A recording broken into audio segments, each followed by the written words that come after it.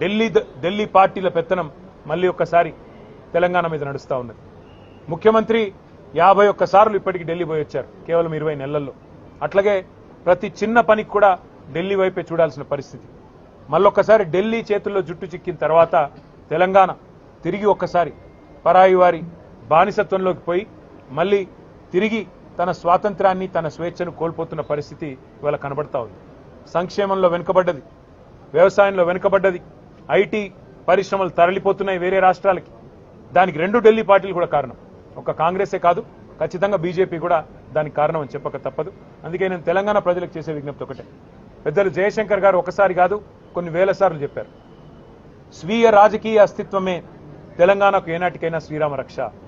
సాధించుకున్న స్వాతంత్రాన్ని కాపాడుకోవాలి. ఆ స్వతంత్రంగా బతికే తెలంగాణలో ఆత్మగౌరవంతో బతకాలి.